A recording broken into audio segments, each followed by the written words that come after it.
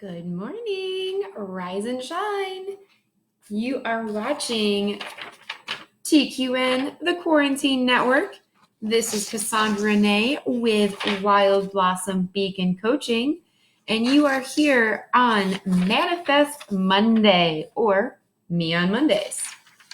All right, what is up with the lighting? Here we go. Good morning, Quarantine Network. How are you this magical Monday? I hope you all had an amazing, wonderful weekend.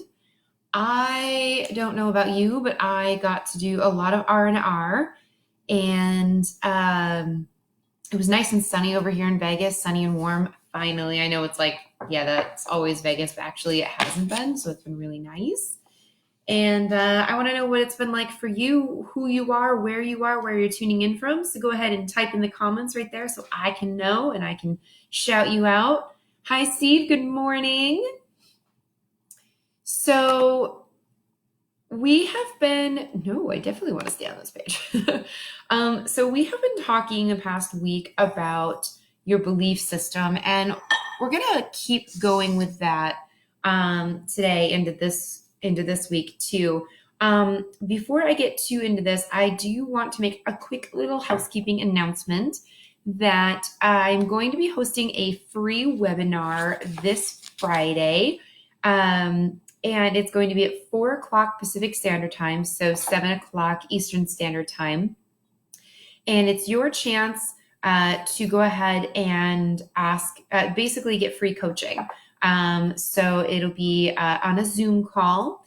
And if you'd like to sign up for that, I'll need your email because you're going to get emailed the link. So if you are interested or someone you know, you've got questions, you would like to, I'll break out the medicine cards. Maybe we'll do a nice little medicine card reading because I know that's pretty popular.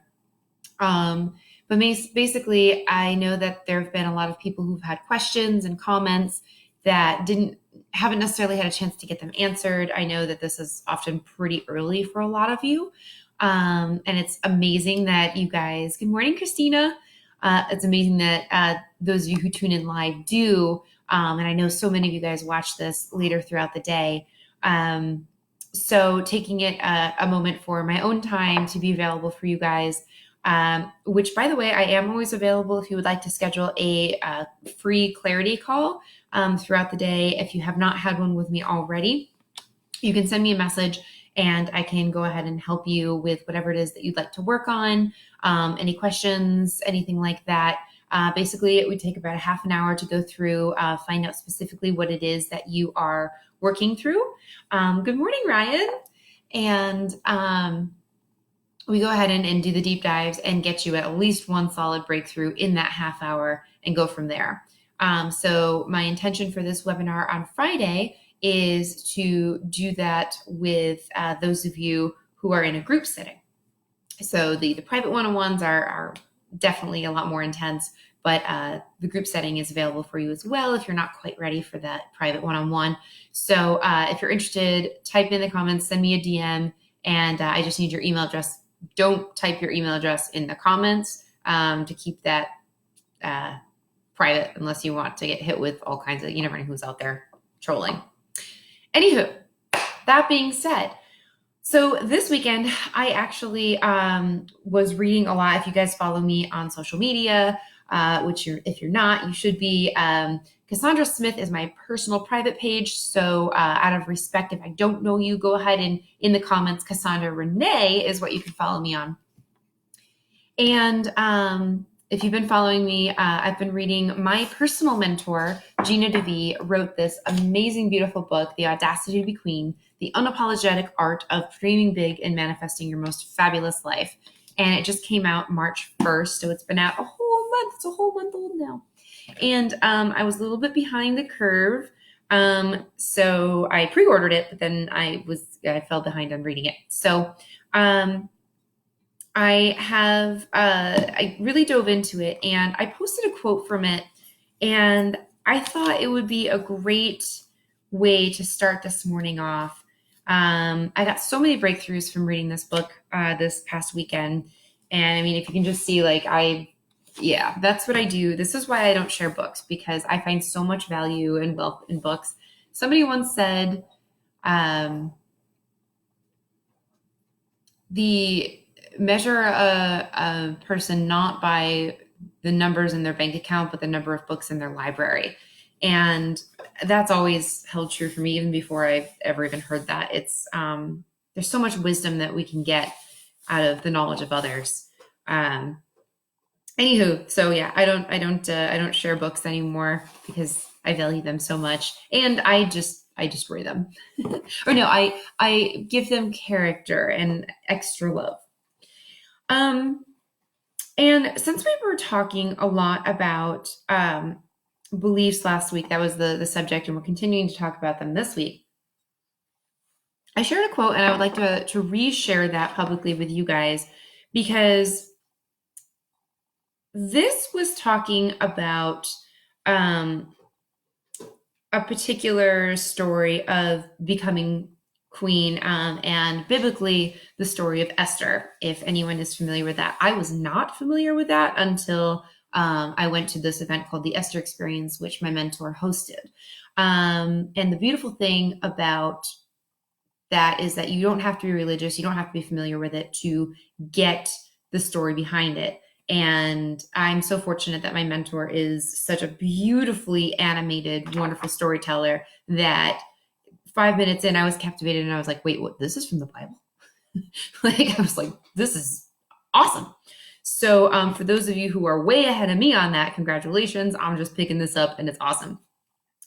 So regardless of where you're seeing that, for such a time as this, especially being in this global pandemic, take this quote as you will. And I'm actually going to read this a couple times. The first time, I'd like you to take it for being in this pandemic. So hear these words and listen to them in the global sense of everything that's going on health-wise, what your new normal is. Change is necessary in keeping life fresh. It's humans who become overly attached to circumstances staying the same. Spirit is alive and ever evolving, and if our soul is available for growth, we can anticipate change on a regular basis. And beyond anticipating change, when it does appear, our role as queens or kings is to welcome it, embrace it, and open up to how our lives will be blessed in much bigger ways as a result of trusting Spirit's decision or direction. Now, when I first read this, I wasn't thinking of it on a global pandemic scale. I was in my element of stepping into my own queenhood. But when you, then I literally looked up from the page and was like, oh. And after I exhaled, then I had this moment of, oh, for such a time as this. Yeah, what's going on in the world? Every handful of years, Mother Nature reinvents herself. And even quarterly, she reinvents herself. Seasons. Daily, the world reinvents itself. Lunar cycles, sun cycles. You got to mix it up. And I'm not saying that, good morning, Tiaka. I'm not saying that, a global cleanse or anything like that, but she's got to keep it interesting, right? I mean,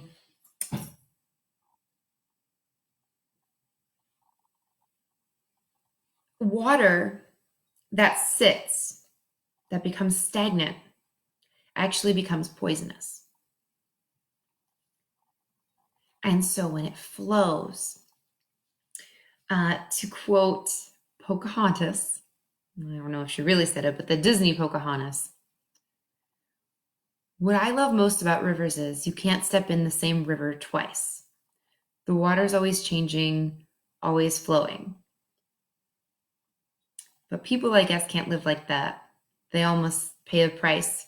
To be safe, we lose our chance at ever knowing what's around the river bend. Waiting just beyond the river bend. Point is, what she was getting at is because the water is always changing, stepping here, it's not the same water. Merging from what I talked about last week, every single droplet of water is totally unique, but it comes together in one whole pool. And if it's all unique, the molecules are different. Like if we're going down to the science of this, the molecules are constantly different. So it's never exactly the same. So it's always different. It's always changing. And water is what's carving the land.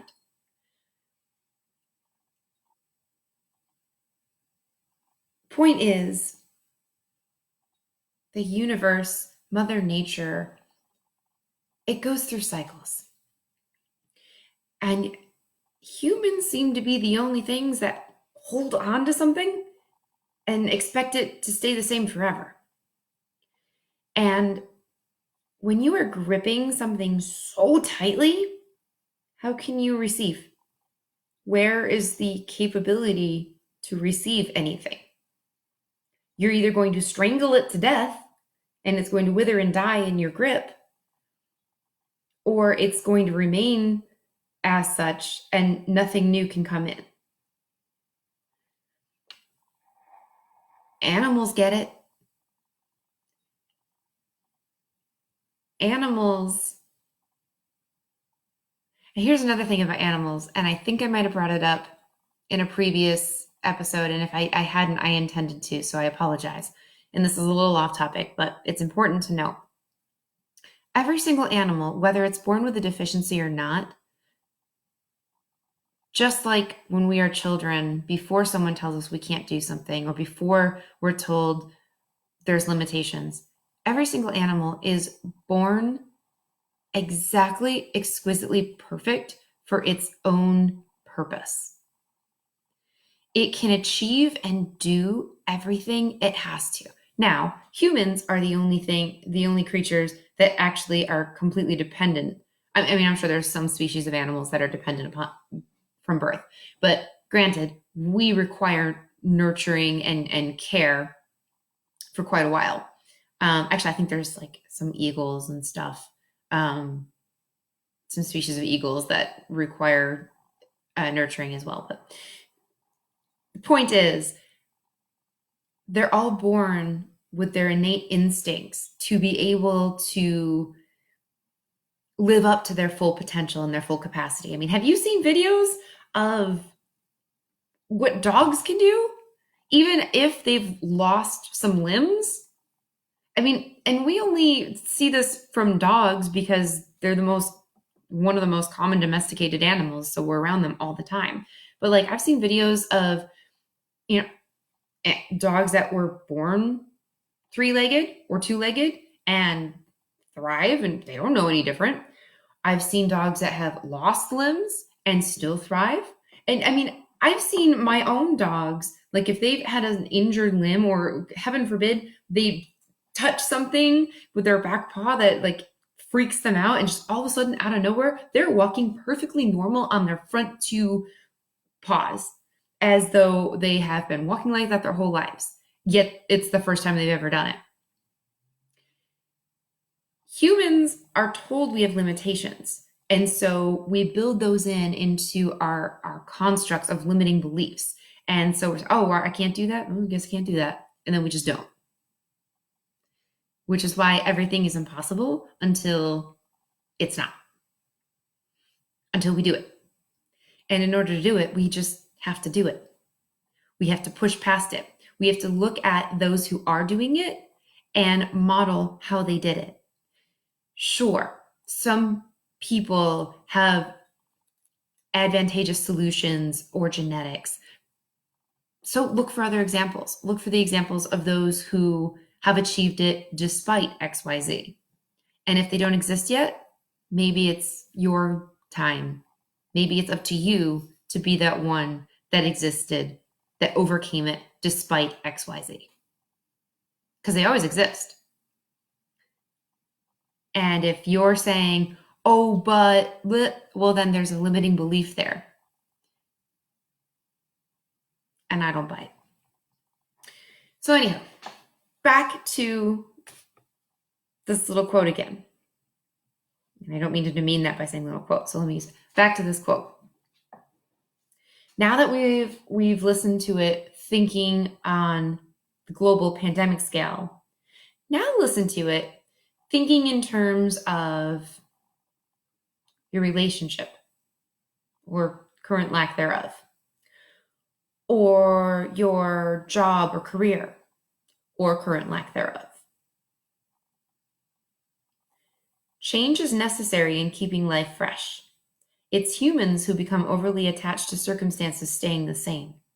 Spirit is alive and ever evolving, and if our soul is available for growth, we can anticipate change on a regular basis. And beyond anticipating change, when it does appear, our role as queens and kings is to welcome it, embrace it, and open up to how our lives will be blessed in a much bigger ways as a result of trusting Spirit's direction. Multiple ways to apply this.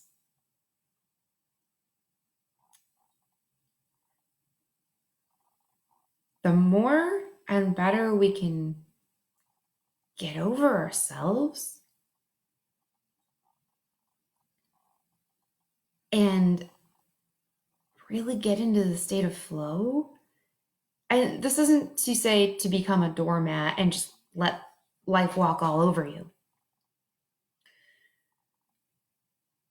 But the less that we can white knuckle grip everything, the more that we can accept life with grace and ease and start to craft it together with our inner selves, our higher selves, and our higher self, the more we can be fluid, the more we can go with the flow, we can be part of that river, we can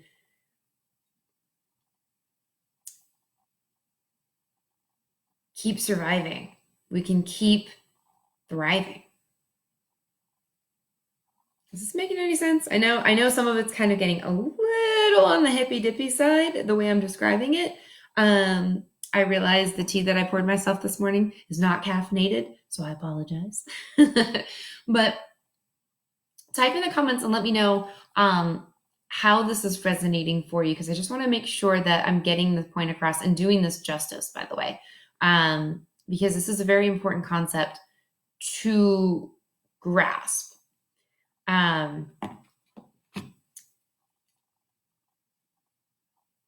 When you get so fixated on things staying the same, which change is inevitable. Things are not going to stay the same. That's just not the way life works. You get older, you mature, you get wrinkles, you get injured, and then those injuries tend not to heal as quickly as they used to. Weight doesn't seem to fall off as fast as it used to. Like, these are just facts of life, but you can slow them down. You can work with them instead of working against them. You can do things differently. You can continue to thrive, and even in a downed economy, even when you're not having income, you can still find alternative ways to have income. You can still find ways to really boost your love life, even if you don't have a current love interest. There are so many ways, like whatever a negative situation is, there are ways that you can cultivate it and turn it into a positive and create it in a way that makes you really genuinely happy. You just have to find your centered space and find what is in alignment with you. And that all goes back to peeling back what those hidden limiting beliefs are, so that you can find out what your truth is and move from that space, connected with your higher king or queen. Don't limit yourself by what you've been taught. Exactly. Okay. So to go along with that, if you guys have journals, please go grab them. If not, I know, you know what? And I even grab my own worksheets, and yet I've got them right in front of me, staring me in the face. And yet I keep forgetting to tell you guys. So if you have journals, please grab them. And it's a good idea to have journals in the morning anyway. That's when I like to do my journaling personally. So if you have them, go ahead and grab them, or just a sheet of paper will do. Of course, you can always go about this later on. And I'm not going to spend a lot of time on this, but just to kind of go through and just talk about speaking about things being in your control and not being in your control. I've got a little worksheet here that is nice, and it's just a little T, a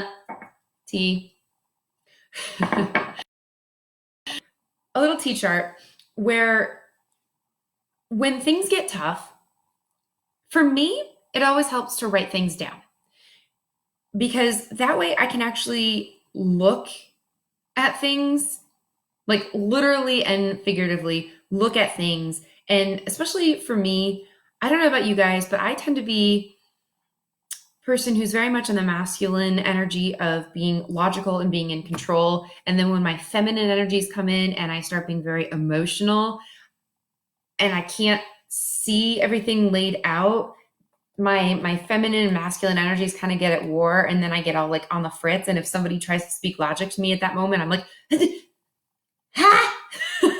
So for me, I like having things written out, because then I'm able to just get everything, all my thoughts out on the paper, and then analyze them from there.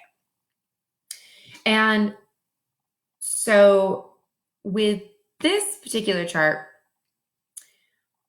I've got on one side, these are like your worry T chart, things that you worry about. And on one side, things that you worry about that you can control, and things that you worry about but you cannot control.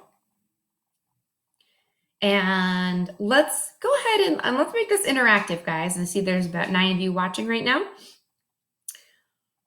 Let's talk about things you worry about and you cannot control. Let's start on that side. And I'll start you off with 3 of them. You cannot control the weather, right? You can worry about it, but like here in Vegas, it's supposed to rain today. Can't control that. Now, you can dress accordingly. You can replan your activities. You can bring an umbrella, but you cannot control whether the sun shines or doesn't shine, whether it rains or it doesn't rain. Can't control that. Traffic. You cannot, and so I had this epiphany of all places. I had a moment of zen before I had any of this personal development work done. Back if you told me that I was going to do any personal development, let alone become a personal development coach, I would have laughed at you, used a handful of expletives unnecessarily, and told you where to go and where to shove it. I had little anger issues. And I was on my way to work, and I was running late as usual. And I was stuck in LA traffic on the 134 and freaking out as usual. And all of a sudden I'm just like, I can't move that car in front of me, or that car, or that car, or that car, or that car. There's nothing I can do about any of this. Could I have got my butt up earlier? Yeah. Could I have maybe waited to do my makeup in the car, or just not done my makeup at all? Yeah. So I could have gotten in my car faster. Yeah. But I'm here. And there's literally nothing else I can do now that I'm in my car on this highway. All right. As long as my foot is intermittently between the gas and the brake and my hands are on the wheel and my eyes are open, there's nothing else I can do. And I just had this moment of zen in the middle of LA traffic. Until we start having, I mean, we already have go-go gadget watches like the Apple Watches and stuff. So we already have those. Until we have go-go gadget cars where we can just literally like whoop, and drive over vehicles, until we have those, we cannot control the traffic. You can get your butt up earlier. You can get your butt in that vehicle earlier. But you can't control if somebody hits you. I mean, you can, if capable, you can try to speed up or slow down or swerve if you can see that coming. But if there's a gridlock in front of you, not much you can do about that one. Someone else's actions. Can't control that. You want him or her to call you so badly, but they're not. And we justify and we talk ourselves around why or why not they're calling or not calling. They might have a really good reason, or they might not. And then our meaning-making machine goes, oh, our meaning-making machine loves that. We might not love it. Our heart might not love it. Our blood pressure might not love it, but our meaning-making machine loves it. Point is, we can't control it. Whatever the reason is for someone else, their actions or inactions, we can't control that. Some of you like to think you can, and for a little while, some of you almost kind of have. For any of us who have been gaslighted, manipulated, controlled, unless someone has physically, and I will always remember this argument with my mother. Oh, she didn't like this one. My mom went to ground me. I was 8 or 9, 10. And this was a very rare occasion because I was a goody two-shoes. Because remember, I was a perfectionist because I had to acquire love because I knew nothing I was ever going to do was going to be good enough. And yet somehow I still had to try. And so on the rare occasion, my mom went to ground me for, I don't remember what it was, but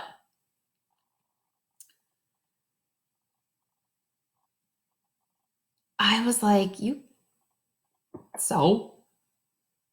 She's like, what do you mean, so?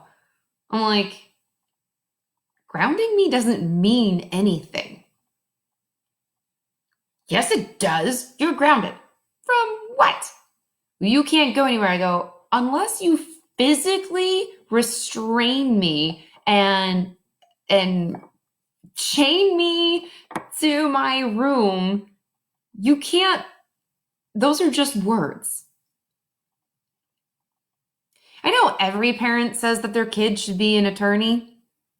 I probably really should have been an attorney.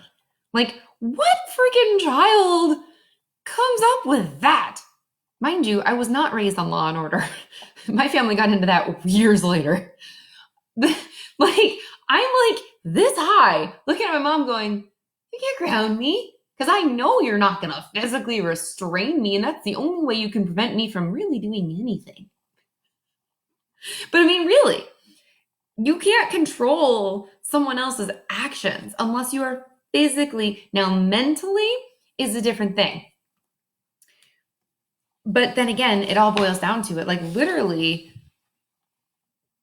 if someone's going to jump, they're going to jump. If someone is going to move their arms like this, they're going to move their arms like that. Like if someone is going to call you, they're going to call you, or they're not. Like you have no control over what they do, especially if you're not there. People like to think that they have manipulative mind control. And again, that is a totally different thing. And how somebody actually responds or reacts. Responding comes from a controlled sense of purpose and place. Reacting comes from that primal fight or flight, fear-based reaction. And that comes down, that's actually probably best left for a whole other segment. But that comes down more to conditioning and more of a psychological analysis, but it also does stem from your limiting beliefs and whether you feel that you have the freedom to choose or you feel obligated to act in a certain way. And like I said, that goes with gaslighting and such. So feel free, if you have any questions on that, we can dive deeper into those topics outside of here. Do you guys have any things you would like to add? I'm sure you're adding to your own list of things you worry about, but you cannot control. What are some other things you worry about, but you cannot control? Steve?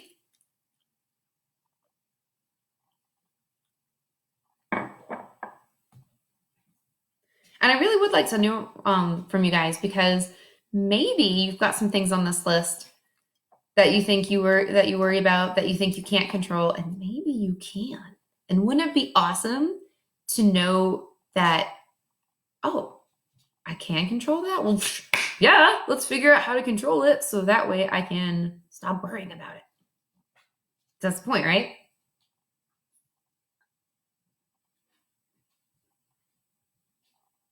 Things you worry about but cannot control, or so you think.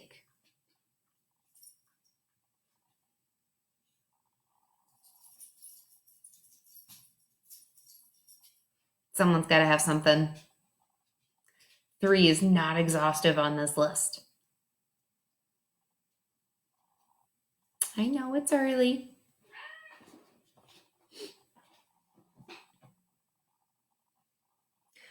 Getting heated up. I started with a blanket on this morning because it was chilly. I wear my bicycle shorts, even though I don't ride a bicycle, and now I'm all warm. No? All right. Well, moving on. I will give y'all the benefit of the doubt that it's early and you're writing away. So the other side. Yes, here we go. How other people think about me, but I feel I can control that. No, you cannot. I love that you shared this.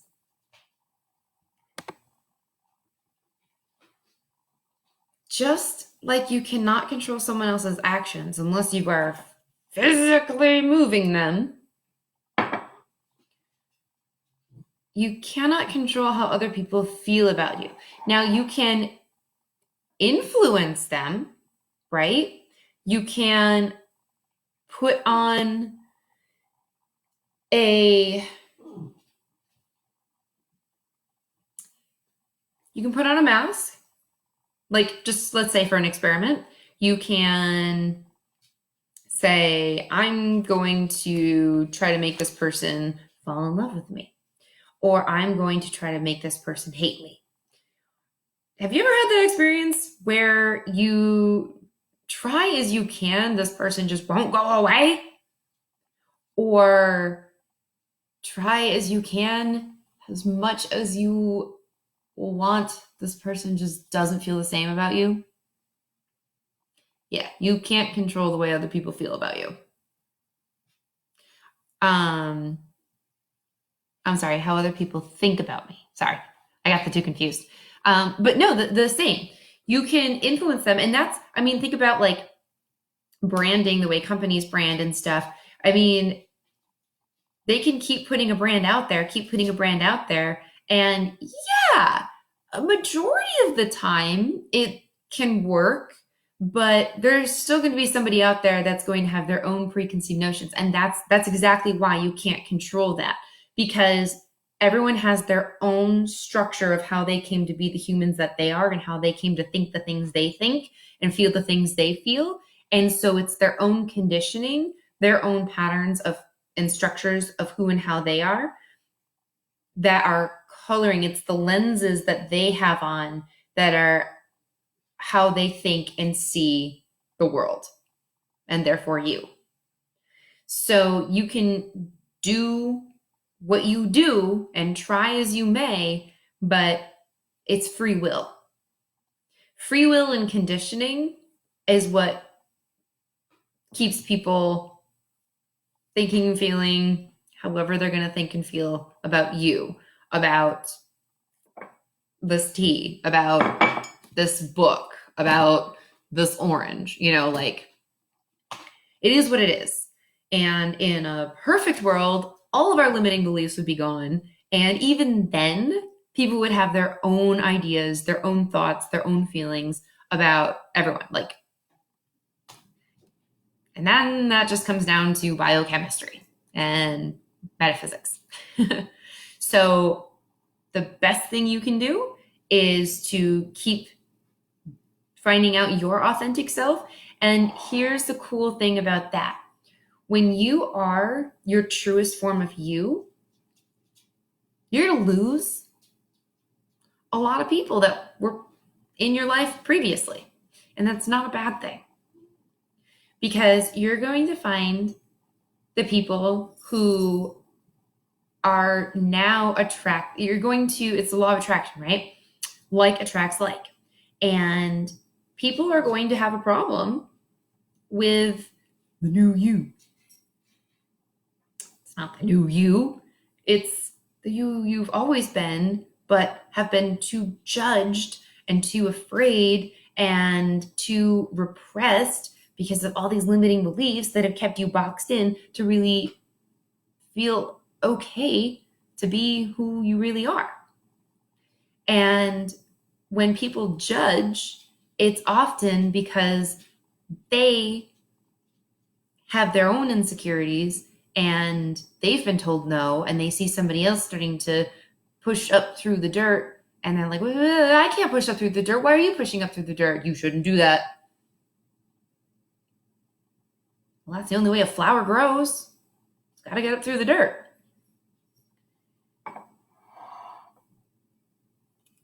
So in the process of growth, that's why it's dirty. In the process of growth and development, you'll lose a lot of people because they're just not willing to grow. But the beautiful thing is that you'll attract a lot of other really great people. So it can be an isolating thing, personal growth. And that's part of why I think this is such a great time to do personal growth, because we're all in this together alone, we're all in this. Well, shit, we're quarantined. And if we all, I'm biased in this opinion, of course, but if we all take advantage of the time to do a little bit more deep dives and some soul searching, we can actually not feel so alone in doing it, because we have the time to do it, and we can have more of a support system to go through this together. And speaking of support system, since this is the middle of the segment, just a reminder, I am having a free webinar if you guys would like to get more questions answered. I know it's early and your brains are still kind of firing up, coffee's still kicking in. So send me a message with your email to get signed up, because you'll have to have a personal link for this webinar. It's going to be this Friday at 7 p.m. Eastern Standard Time, 4 p.m. Pacific Standard Time. It's totally free. Just send me a message with your email so I can send you the link. So you cannot control how other people think about you. And that is, it's one of those blessings in disguise, because that gives you the freedom to continue to be you.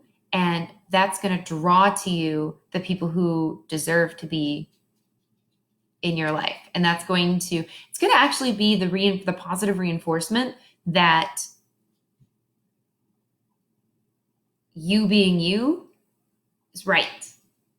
And who is showing up for you is right.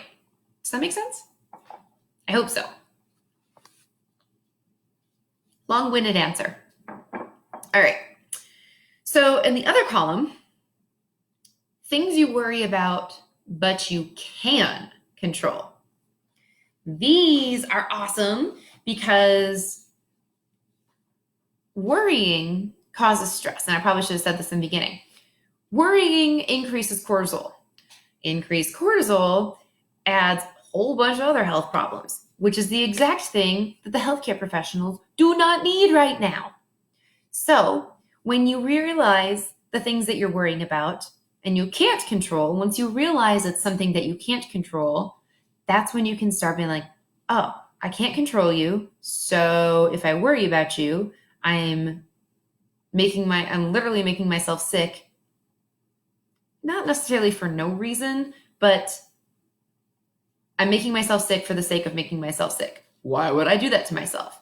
And this is why it's a great thing to have this side of the column, because now you can look at this and actually have some semblance of control.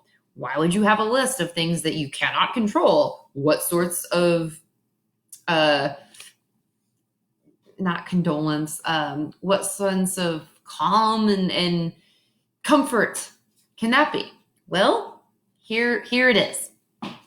So things you worry about, but you can control. Or maybe you don't even worry about it, but things that you can control. How about that? Even better. Well, you can control your breathing.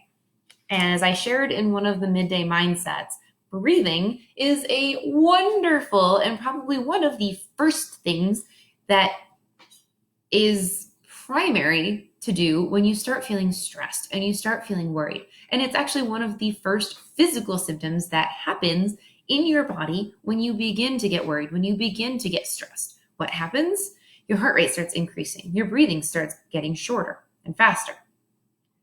Well, that's your fight or flight, your parasympathetic nervous system going, oh God, I have to put more oxygen faster into my blood cells so that I can go sprint and run from the tiger that's going to chase and eat me. Ah!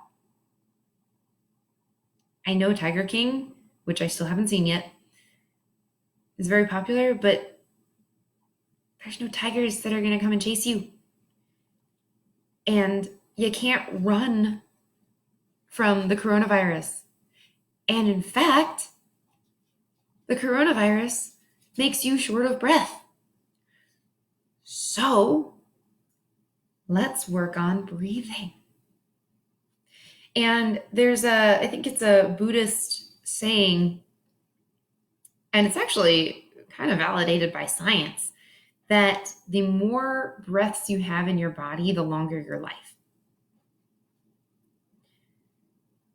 The more years you're on this planet, the more times you get to breathe.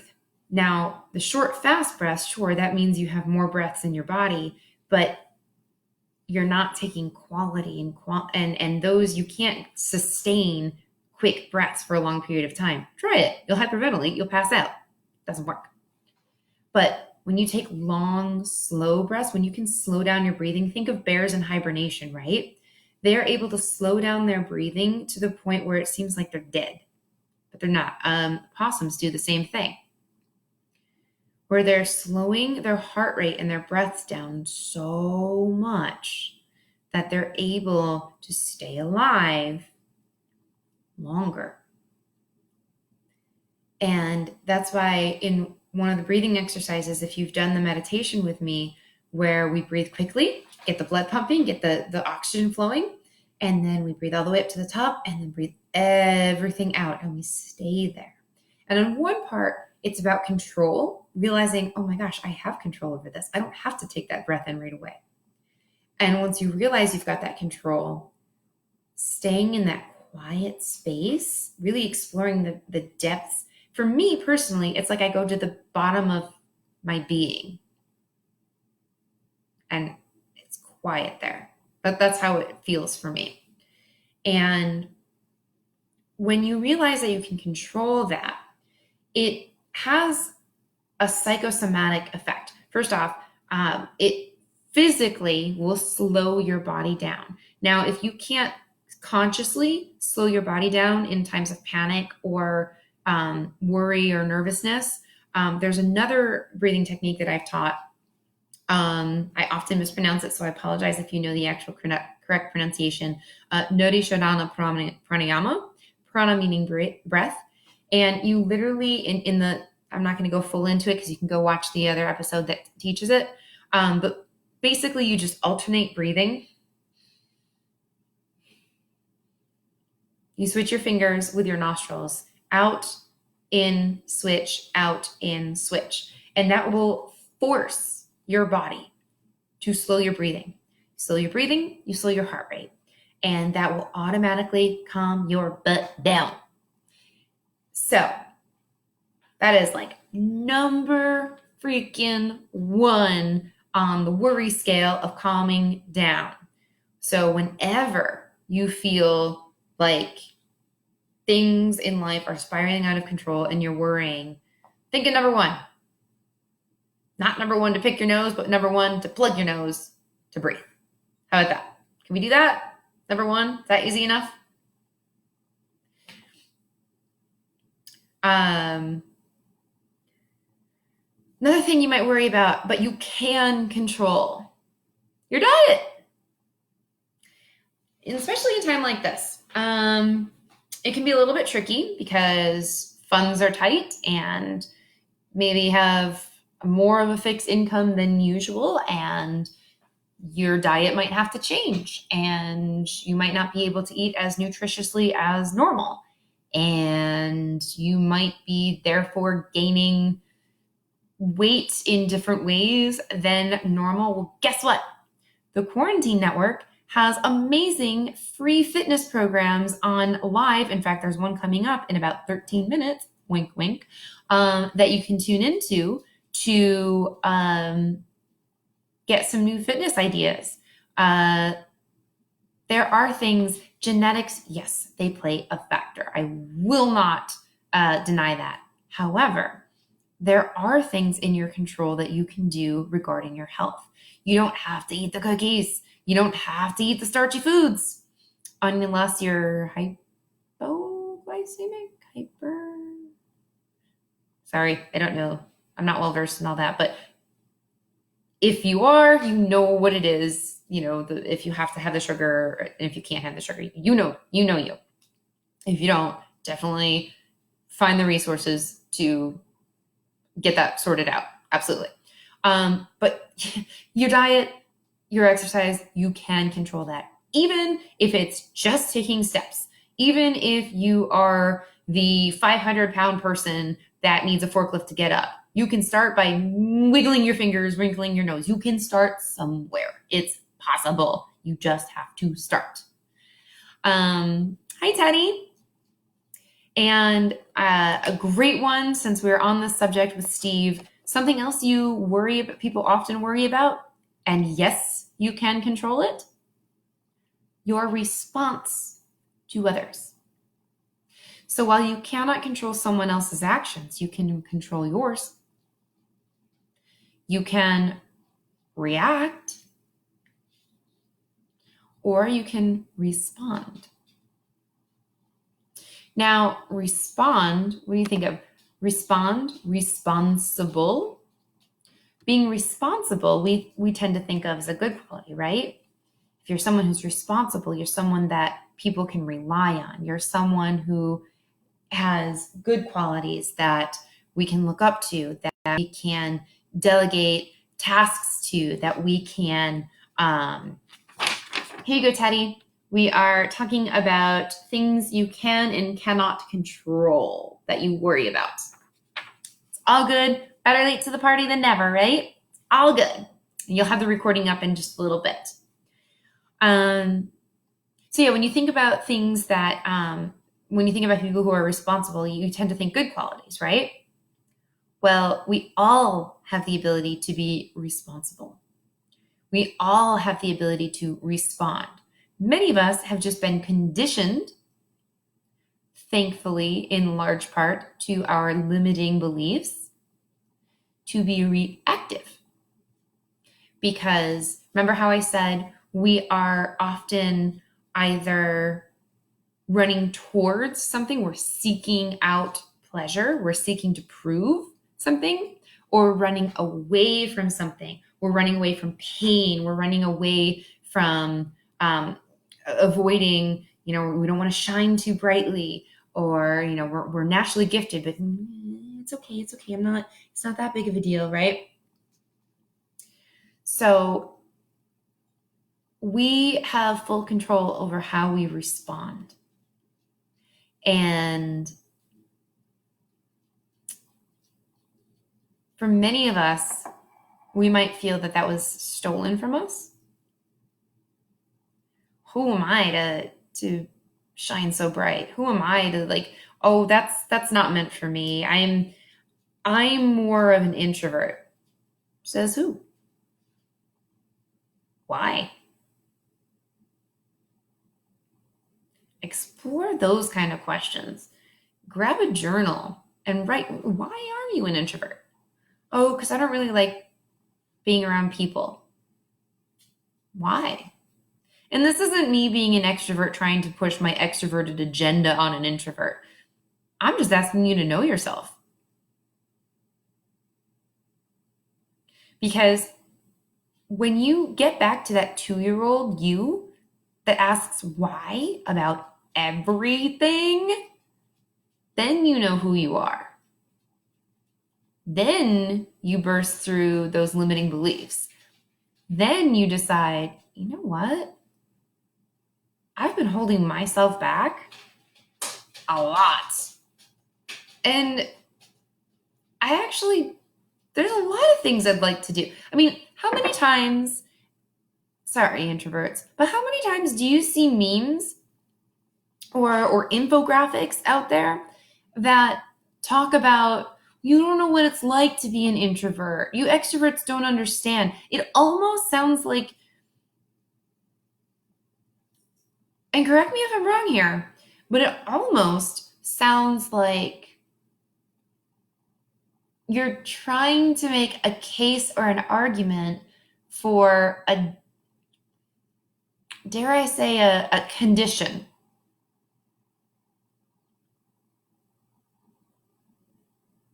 And I don't buy it.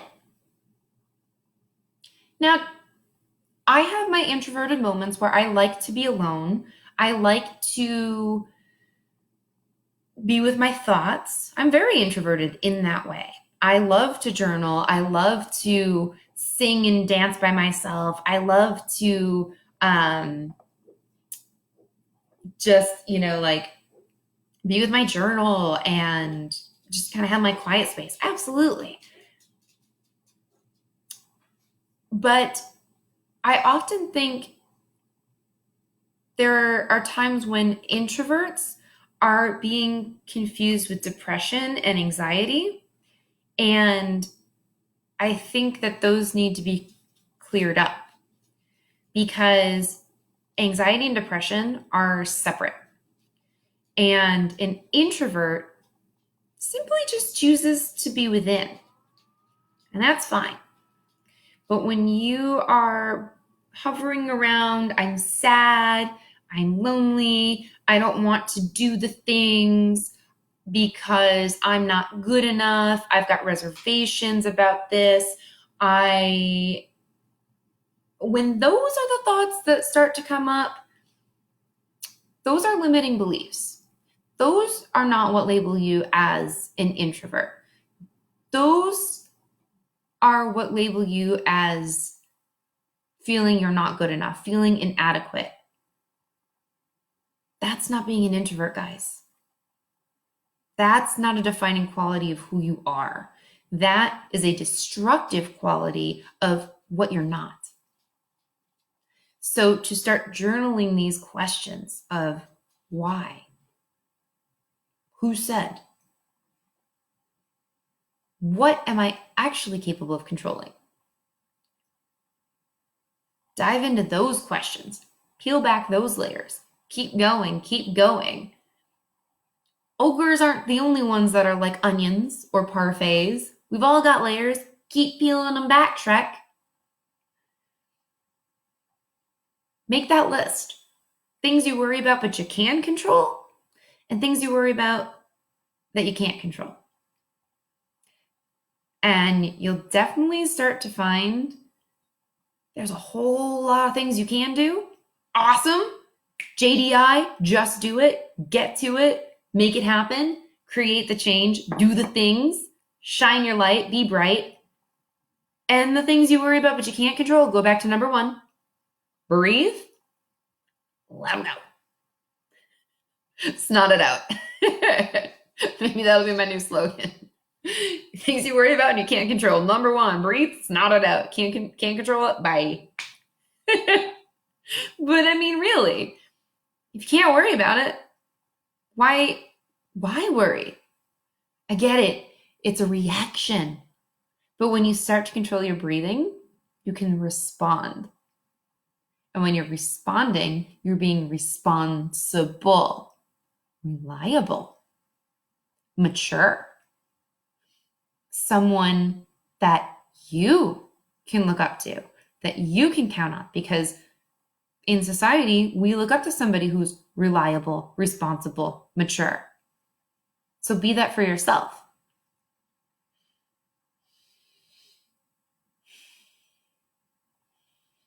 Calm your breathing down. Go within. Find the answers there. And if you can't control it, dismiss it. Focus your energy and attention on what you can control.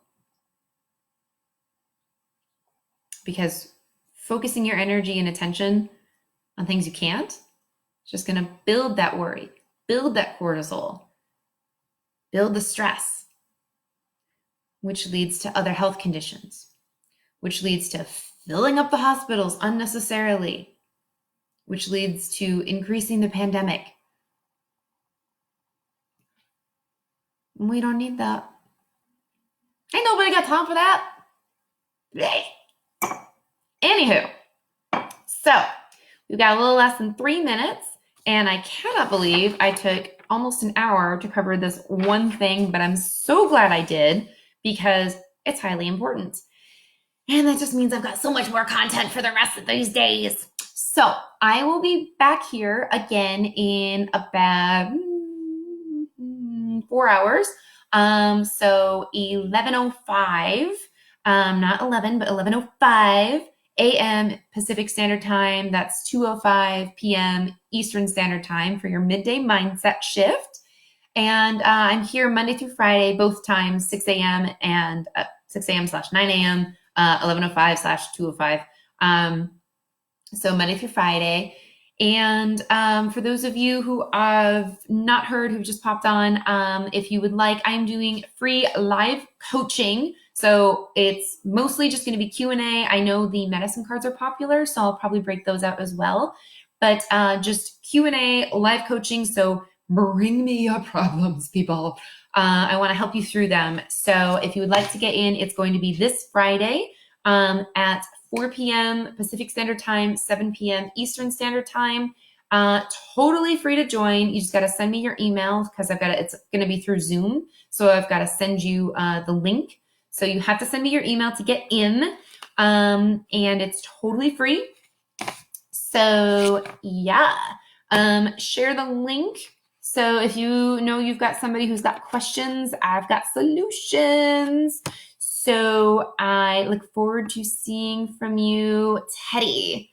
I've been thinking about this along with horoscopes. Identifying can be pretty limiting. Hello from Thailand. Whoa, cool. Well, hello from Thailand. I'm over here in Vegas. That's super cool. Yes. And if you like this subject and you've been thinking about it and you haven't already, go back and check out the previous 2 episodes of the Rise and Shine with me. The last 2, we've been really talking about limiting beliefs. And that's actually what I do here. Especially in the Rise and Shine episodes, we really go through, with, the personal development, identifying limiting beliefs. So if you like this segment, please, I've got a whole bunch of 1-hour binge-worthy content, 2 weeks worth. Today was our 11th episode. So feel free to check it out and message me for more information, Teddy. I so appreciate you being here. Steve, thank you for participating.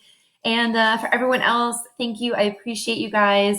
And in the meantime, as always, cough into your elbow, wash your hands, Stay the bleep home. I love you guys. I'll see you soon. Message me your email so you can get in for those Q&As.